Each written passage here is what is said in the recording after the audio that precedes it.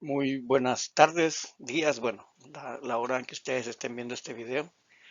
Como les comentaba en el mensaje que les puse en la plataforma, tuve un pequeño problema para poder conectarme y entonces estoy reproduciendo este video para sustituir la clase que no pudimos tener. Como ustedes se dieron cuenta, ya desde la semana pasada, o más bien antes de la Semana Santa, empezamos a ver todo el tema del poder en los estados modernos. Y entonces vimos en ese video que les grabé también cómo se constituye el poder desde el Estado-Nación. Así que es un video corto, pero espero que les sirva. El día de hoy vamos a ver a un autor contemporáneo que es Moisés Naim, es un editor digamos, de muchos debates y tiene su canal de YouTube por ahí.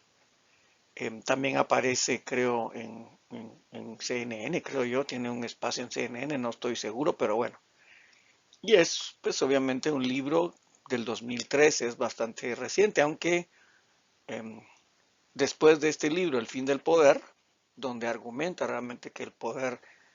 se ha hecho más, se ha difundido, pues presenta otro donde contradice un poco sus conclusiones de 2013, que es la revancha del poder, que es obviamente esta lógica de concentración y dilución del poder. ¿Cuál es el argumento de este libro, El fin del poder, que como les digo es bastante reciente? Dice, el poder estructura la sociedad, contribuye a regir las sociedades, las relaciones y organizar las interacciones entre las personas dentro de cada comunidad y entre las comunidades y naciones. Empujada por los cambios de la manera de adquirir, usar y retener el poder,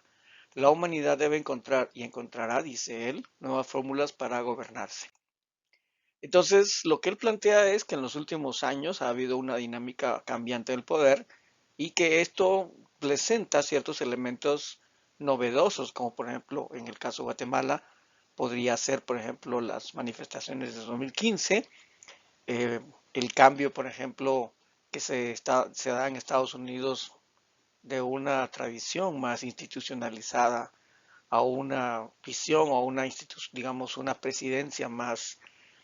personalizada como la de Donald Trump. También, por ejemplo, en el 2015, 2014, cuando se da todo el tema del, de la salida de Inglaterra eh, de la Unión Europea, que era, ¿cómo se llama?, el Brexit, y otros fenómenos que en alguna medida se plantean como una lógica de debilitamiento del poder. Entonces el argumento es el poder es cada vez más débil, más transitorio, más limitado, y de esto, digamos, plantea que entonces hay una lógica por medio del cual los ciudadanos y los actores de la sociedad civil pueden debilitar de manera sistemática la permanencia o la estructura del poder actual. En ese sentido, él dice que hay varias revoluciones que permitieron esta difusión o este debilitamiento del poder. Primero, lo que él llama la revolución del MAS, refería al aumento de todo, niveles de vida, educación, salud, países, esperanza de vida, información, relaciones con otras personas, pero particularmente él plantea en algún momento también las relaciones, las formas de relacionarse por medio de las redes sociales. Hay un ciberactivismo muy rampante, obviamente, que también contribuye a esta revolución del poder. También la revolución de la movilidad significa que esto que cada vez más la gente circula no solo las ideas, sino las personas de forma más libre por medio del Internet y de los medios disponibles. Y entonces, pues obviamente las ideas y los ejemplos cruzan fronteras y van animando unos a otros a las comunidades para desarrollar actores y procesos que en alguna medida han sido replicados en algún lugar del planeta y que han tenido cierta capacidad de movilización o de transformación. También la revolución de la mentalidad, eso significa los grandes cambios en las formas de pensar, en las expectativas y las aspiraciones que acompañan muchas veces a esta lógica de difusión de las ideas y de las experiencias. Permite obviamente ampliar los horizontes de lo posible, dirían desde la teoría de los movimientos sociales, y eso permite obviamente estructurar nuevas formas de relacionamiento y articular nuevas posibilidades en la esfera política. Esto, todos estos elementos obviamente genera una fragmentación del poder, es lo que él plantea. Hay cada vez más actores peleando por la lógica del poder y eso pues obviamente es lo que debilita a la permanencia de los poderosos en el poder. Por ejemplo, la caída de Jeffrey Epstein, que es un video que ustedes pueden ver, por ejemplo, en Netflix y bueno, otros reportajes que se han dado sobre cómo, digamos, este señor que era no solo asquerosamente rico, sino asquerosamente poderoso, finalmente terminó cayendo. Y obviamente el ascenso de Donald Trump, que fue algo que en el inicio, cuando Donald Trump empezó a querer postularse, todo el mundo se burlaba de él y decía, ese señor jamás va a llegar muy lejos. Y oh sorpresa, no solo se convirtió en presidente de los Estados Unidos, sino que sigue siendo una tendencia cada vez que él habla o cada vez que él se presenta en el escenario político. Entonces, al final de cuentas, pues se plantea una difusión del poder o desde las ciencias sociales podría verse también como una crisis de lazo social. Eh, Desde la lógica de Zygmunt Bauman, por ejemplo, quizás esta famosa difusión del poder o este fin del poder que habla Naim se refiere más bien a la lógica de una modernidad líquida que genera, pues obviamente, instituciones zombies, sin clases, sin ideología, interdeterminación, incertidumbre, desregulación. Y obviamente una lógica de un tiempo más efímero. Entonces, probablemente desde la sociología también se pueda contribuir, digamos, a esta lógica o a esta metáfora del fin del poder, con, pues obviamente, con este aporte desde la sociología de Baum y de otras sociologías que plantearían la lógica de una modernidad tardía. También, obviamente, implica mucho, desarrolla mucho esta lógica o complementa esta lógica del poder, pues obviamente la lógica del consumo. Pues obviamente ahora, como decía justamente Bauman, ya no somos ciudadanos y somos compradores, digamos, de historias, compradores de una serie de elementos, de esperanzas también puede ser, o de desesperanzas, y dependiendo, digamos, de cómo se desarrolle la comunicación en el escenario político, por supuesto, pues así se va a desarrollar también la acción de los movimientos sociales. Y obviamente esto plantearía también mucho antes que estos autores, pues ya Sartori, que era un politólogo, eh, o es un politólogo realmente de los más renombrados, pues ya había dicho en los años principios de los 2000, sacó un libro justamente que se llama El Homo Videns, que él planteaba justamente que del Homo sapiens pasamos al Homo Videns y ahora probablemente al Homo redes sociales podría ser, por ejemplo. Es a través de estas tecnologías de la comunicación y la información que se desarrollan las visiones, se amplían los horizontes y también, digamos, se distribuye o se fragiliza el poder. Entonces, hay oportunidades y amenazas. Desde la perspectiva de Naim, este nuevo escenario social y político de fragmentación del poder, de comunicación más fluida, de ampliación de los horizontes, digamos, mentales, de esa lógica de modernidad tardía o modernidad líquida, todos estos elementos que hemos ido hablando, plantearía desde la perspectiva de Naim, digamos, una lógica del poder que es es eh, menos estable, por lo tanto es más transitorio y los ciudadanos pueden establecer mecanismos justamente para influir cada vez más en el espacio público. Mientras que por el otro lado, y esto es algo que después Naim va a hacer también en su siguiente libro, el más reciente, pues más bien Chomsky plantea que el poder se concentra. Y aquí hay un libro que se llama Requiem por el sueño americano, que también es, más bien es un video que apareció por ahí, donde él plantea los 10 principios de la concentración de la riqueza y el poder. Entonces, esta lógica de dilución y de eh, concentración del poder es pues obviamente una lógica, un continuo, digamos. Hay actores que se están disputando cada vez más la lógica del poder y esto incide justamente en una permanente crisis social. La metáfora del mundo actual, digamos, es un mundo intensamente cambiante, un mundo intensamente en crisis y un mundo que tiene obviamente muchos elementos complejos que por supuesto se tienen que desarrollar o analizar para entender lo que ocurre. Y este es quizás el gran desafío de la sociología política y de la sociología en general, tratar de entender bueno, qué es lo que está en la base de estos fenómenos de dilución del poder, como plantea Naim, o de concentración del poder, como plantea en alguna medida Chomsky.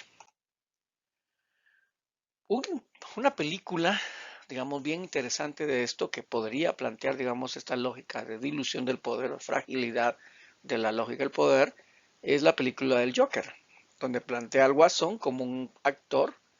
o como un personaje interesante realmente que es fracasado, que genera, digamos, ciertas lógicas, que tiene ciertos elementos antisistémicos y pues cómo finalmente este personaje se inserta en una lógica de protesta y de violencia, pues bien interesante, ¿no? Em, Desde esta perspectiva, por ejemplo, se ve en la película una lógica de cómo los de abajo sufren, cómo tratan de sobrevivir en medio de la desesperanza y obviamente cómo este mundo tan complejo, tan difícil, con lleno, digamos, de elementos de desesperanza, pues obviamente generan ciertas lógicas de caos y de revolución, si quieren ustedes. Eh, Ahí se había planteado justamente esta dilución del poder, una cierta lógica obviamente en la cual existe una contrapoder, digamos, desde la parte de los movimientos sociales de los ciudadanos inconformes por esta incapacidad del sistema de incluirlos. Entonces, desde esa perspectiva, las tecnologías de la información y comunicación se convierten en una oportunidad, en alguna medida para el cambio, pero también como una amenaza pues obviamente de manipulación y de adicción, pero también obviamente de generación de nuevas brechas digitales. Por ejemplo, desde esta perspectiva, las nuevas oportunidades, pues este señor que conocemos perfectamente, Lobo Vázquez, pues surge a la palestra pública a partir de un video de YouTube, por ejemplo. Y ahora es muy común, obviamente, que estas difusiones de videos generen momentos de tensión o de fama para las personas que aparecen en los videos, como por ejemplo estos muchachos que captaron en la Universidad del Valle, pues en poses muy cariñosas. Pues imagínense ustedes lo que habrá significado para estas personas el ser expuestos de esa forma. Entonces las tecnologías de la comunicación y la información pueden, digamos, en alguna medida permitir para bien generar, digamos, una lógica de difusión de un personaje, como en este caso Lobo Vázquez, pues que a partir de ahí empezó a mejorar su situación económica, o de estos muchachos que, pues, por supuesto, probablemente están marcados de por vida por este incidente. Y obviamente también las amenazas que estas tecnologías permiten manipulación, pero también permiten adicción y generan unas brechas entre los que tienen y los que no tienen. Por supuesto, pues hay una gran brecha digital. Por ejemplo, esto, el tener computadora, internet y todo, significó para los que estudiaban la posibilidad de entrar en el proceso educativo en los últimos 2 o 3 años de pandemia o estar excluidos. ¿Cuántas personas, cuántos niños jóvenes no tenían estas tecnologías y simplemente perdieron estos 2 o 3 años de su vida eh, con una educación de muy mala calidad? El sistema educativo y el sistema político no los incluyó y no les interesaba, por supuesto. Y esto, hay un video aquí que es el de la revolución del YouTube. Vamos a ver si lo puedo poner. Bueno, si no, pues obviamente ustedes lo pueden ver con toda propiedad y pues obviamente pues se van a dar cuenta que desde los años 2000 más o menos, el YouTube y todas las tecnologías de información significaron una gran revolución. Entonces les recomiendo que bajen el video, perdón, que bajen la presentación y corran este video que pues obviamente no lo puedo proyectar en este momento. Bueno, en este momento en que había hecho esto, habían 10 videos más vistos en la historia de YouTube. Aquí probablemente ya está el de Shakira, que en su primer día de difusión, su primero o segundo día de difusión, tuvo no sé cuántos millones de visitas. Ese video que sacó con Bizarrap, pues obviamente para seguir, digamos, con esta pelea que tenía con Gerard Piqué. Entonces, desde esa perspectiva, la tecnología de YouTube, pero ahora también los TikTok se convierten en mecanismos de difusión muy importantes y pueden significar obviamente la generación de expectativas y de procesos que antes pues no se hubieran podido desarrollar. Entonces, desde esa perspectiva también pueden ver la síntesis de Naim de su libro El fin del poder, los ejemplos que él pone en ese video. Pues también aquí está, digamos, la dirección donde ustedes pueden acceder al video. De nuevo, tampoco lo puedo presentar en este corto video, pero ustedes lo pueden ver cuando bajen el video. Y pues, quizás el ejemplo más relevante de esta lógica de cambios vertiginosos, pero también inesperados, es el Brexit. Si ustedes ven esta película,